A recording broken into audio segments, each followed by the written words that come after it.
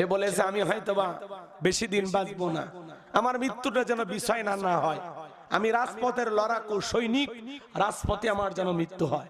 এই হাদি বলেছিলেন যে আমি যে কোনো একদিন বেগম খালেদা জিয়ার কাছে যা দোয়া নিব। আজকে দুইজন পাশাপাশি বেডে আছে, কিন্তু এমন অবস্থায় গেছে একে অপরকে দোয়া করার মতো অবস্থায় নাই। এই যে আমাদের ভাই ওসমান হাদির উপরে গুলি করা হয়েছে, দলমত নির্বিশেষে সবাই দোয়া করতেছেন, বিচারও চাইতেছেন। কথা বলেন না কেন? এটা কোন দেশের ষড়যন্ত্র আমরা জানি না, কাদের ষড়যন্ত্র আমরা জানি না, কিন্তু আমরা বারবার বলতেছি আমাদের ভাই গুলিবিদ্ধ হয়েছে, শহীদ আবু সাইদ বিদায় নিয়েছে, মুক্ত বিদায় নিয়েছে, কিন্তু এখন আমাদের যুদ্ধ থামেনি। কথা বলেন ঠিক কিনা? এই জুলাই নেতৃত্ব যারা দিয়েছে এদের মতো সবচাইতে বলিষ্ঠ কণ্ঠ, সত্যবাদী, ইনসাফের প্রতীক ওসমান হাদি বরাবর সব সময় সত্য কথা বলেন। এই সত্যবাদী কণ্ঠকে যারা স্তব্ধ করে দেওয়ার জন্য পরিকল্পনা করে তাকে গুলি নিক্ষেপ করেছেন, মনে রাখবেন একজন ওসমান হাদি বিদায় নেবে, হাজার ওসমান হাদির জন্ম হবে। একবার যদি আমরা শুনতে পাই ওসমান হাদি আর দুনিয়াতে নাই, আগামী 24 ঘন্টায় বাংলাদেশকে কি হতে পারে পরিকল্পনাও করতে পারবেন না। কথা বলেন ঠিক কিনা?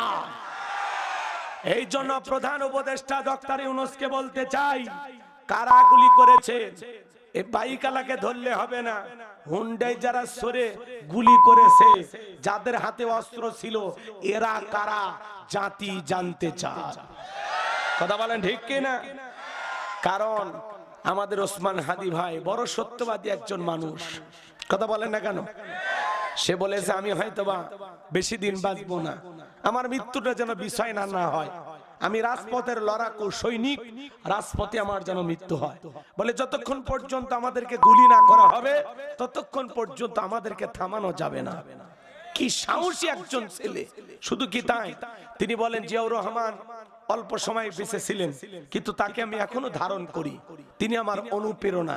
এই জন্য আমি এমন কিছু করতে চাই, 50-60 বছর বাঁচতে চাই না, 2-1 বছরও যদি বেঁচে থাকি, কিন্তু মানুষের হৃদয়ে যেন আমার জায়গা থাকে। এই সত্যবাদী ছেলেটা বলেছেন আমরা মুসলমান, আমি জন্ম নিয়েছি, মায়ের উদর থেকে পড়েছি, আর শাহাদতের তামান্না ভিতরে জাগ্রত রেখেছি যে যে কোনো মুহূর্তে আমি শহীদ হতে পারি। আর মৃত্যুর ফয়সালা জমিনে ঠিক করা হয় না, মৃত্যুর ফয়সালা ঠিক করা হয় আসমানে। আলহামদুলিল্লাহ আমরা শুনতে পাচ্ছি আল্লাহর এই বান্দা এখনো জীবিত আছেন, লাইফ সাপোর্টে আছেন। আল্লাহর কাছে দোয়া করি, আল্লাহ আমাদের ভাইটাকে আপনি সুস্থ করে দেন। একই হাসপাতালে 3 বারের সাবেক প্রধানমন্ত্রী, আপোষহীন দেশ নেত্রী, খাঁটি দেশপ্রেমিক সাবেক প্রধানমন্ত্রী বেগম খালেদা জিয়া একই হাসপাতালে চিকিৎসা নিচ্ছেন। এই হাদি বলেছিলেন যে আমি যে কোনো একদিন বেগম খালেদা জিয়ার কাছে যা দোয়া নিব। আজকে দুইজন পাশাপাশি বেডে আছে, কিন্তু এমন অবস্থায় গেছে একে অপরকে দোয়া করার মতো অবস্থায় নাই। কথা বলেন ঠিক কিনা? সারা দেশের মানুষ এখনো তাকিয়ে আছে এভারকেয়ার হাসপাতালের দিকে, সবাই ঢাকার হাসপাতালের দিকে ফলো করতেছে। সারা দেশের কোটি কোটি মানুষ মসজিদ মাদ্রাসা থেকে বেগম খালেদা জিয়া এবং আমাদের ভাই ওসমান হাদির জন্য দোয়া করতেছে। কথা বলেন ঠিক কিনা? এত ভালোবাসা, এত দোয়া বাংলাদেশের ইতিহাসে কোন নেতা পেয়েছে কিনা সন্দেহ আছে। কথা বলেন ঠিক কিনা? আমরা দোয়া করি আল্লাহ আরেকটা বার দেশনেত্রী বেগম খালেদা জিয়াকে সুস্থ করে আমাদের মাঝে ফেরায় দেন। আমরা যতটুকু শুনতে পাইলাম তার কলিজার টুকরা সন্তান বিএনপির ভারপ্রাপ্ত চেয়ারম্যান জনাব তারেক রহমান আগামী 25শে ডিসেম্বর বাংলাদেশে নিজ মাতৃভূমিতে আসবেন। আলহামদুলিল্লাহ ভালো। এই অসুস্থ মাকে দেখার জন্য তার মতো সন্তান কয়েকদিন ধরে ছটফট করতেছে। এরকম বিপদে মায়ের পাশে থাকার দরকার আছে না নাই? দেশের সন্তান দেশে ফিরে আসবে। বিএনপির ভাইয়েরা অনেকে বলতেছেন আমরা ওনার অপেক্ষায় পথে বসে আছি, তো আমরা দোয়া করতেছি বিশেষ করে বেগম খালেদা জিয়ার জন্য আর আমাদের ভাই ওসমান হাদির জন্য। আল্লাহ যেন দুইজনকেই শেফায়ে কামেলা আজেলা দান করেন। জোরে বলুন আমিন। আগামী কালকে অথবা পরশু দিনের মধ্যে আমাদের ভাই ওসমান হাদিকে চিকিৎসার জন্য সিঙ্গাপুরে নেওয়া হতে পারে। আমরা আল্লাহর কাছে দোয়া করতেছি, আল্লাহ আমাদের ভাইয়ের জানটা একটু ভিক্ষা দেন, আমাদের ভাইটাকে আমাদের মাঝে ফেরায় দেন। ওসমান হাদিরা যদি থেমে যায়, থেমে যাবে বাংলাদেশ। কথা বলেন ঠিক কিনা? এই ওসমান হাদির উপরে হামলা করা হয়েছে মানে পুরো দেশের মানুষের উপরে হামলা করা হয়েছে। কথা বলে ঠিক কি না? এটা কারা করেছে? নির্বাচনের তফসিল ঘোষণা হলো আর তার 1-2 দিন পরে এই ঘটনা ঘটলো। কারা? এই শক্তিটা কারা? জাতির সামনে তাদের মুখোশ উন্মোচন করার সময় এসেছে। কথা বলেন ঠিক কি না? সম্মানিত ভাইয়েরা আমার, কষ্ট মনের মধ্যে নেবেন না বাজার। এই জন্য মুনাফিকদের স্বভাব হলো নিজের হাতে মার্ডার করবে, আবার শোক প্রকাশ করবে। কথা বলেন ঠিক কি না? আমার ভাইয়ের, আমি মুনাফিকদেরকে নিয়ে আলোচনা করব না, আমি আলোচনা করব আল্লাহর ভিআইপি মুমিন বান্দাদেরকে নিয়ে। জবান ছেড়ে সবাই একটু মোহাব্বতে আমার সঙ্গে তেলাওয়াত করুন। আউযু বিল্লাহি মিনাশ শাইতানির রাজিম, বিসমিল্লাহির রাহমানির রহিম। বিতাড়িত মুর্দার শয়তানের কাছ থেকে আল্লাহ পাকের কাছে আশ্রয় প্রার্থনা চাচ্ছি। পরম করুণা সিমদালু আল্লাহ তাআলা নামে শুরু করছি। আমার আল্লাহ রাব্বুল আলামিন বলেন, قد أفلح المؤمنون। যে কোনো আয়াত বা সূরার তাফসীর করতে হলে কোন প্রেক্ষাপটে কোন সময় আল্লাহ তাআলা সেই আয়াতটি বা সূরাটি নাজিল করেছেন, সেই নাজিলের প্রেক্ষাপট জানা দরকার আছে না? আরবিতে বলা হয় শানে নজুল। যদি শানে নজুল আলোচনা করা হয় তাহলে তাফসীর বুঝতে সহজ হয়। আল্লাহ তাআলা তার হাবিবের উপরে সূরা আল মুমিনুন কোন প্রেক্ষাপটে কোন সময় নাজিল করেছেন একটু কি জানা দরকার আছে? আমি কি বলবো? আপনারা কি শুনতে চান? একটু তাকবীর দেন, লিল্লাহি তাকবীর।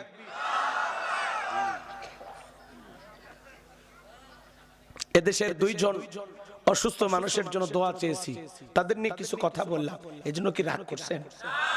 ভাই, এই মানুষগুলোর জন্য দোয়া না করে আপনি বসে থাকতে পারবেন না। তাদের জন্য দোয়া চাওয়া লাগতেছে না, মানুষ মন থেকে এমনি দোয়া করতেছে। কারণ 2 জন মানুষই এই দেশের জন্য খাঁটি দেশপ্রেমিক। কথা বলেন ঠিক কিনা? একজন তরুণ আর একজন একেবারে জীবনের শেষ পর্যায়ে তিনি পৌঁছে গেছেন। তারপরেও মানুষের ভালোবাসা তার প্রতি কত আপনারা দেখতেছেন। অনেকে গুজব ছড়াইতেছেন যে উনি আর নেই।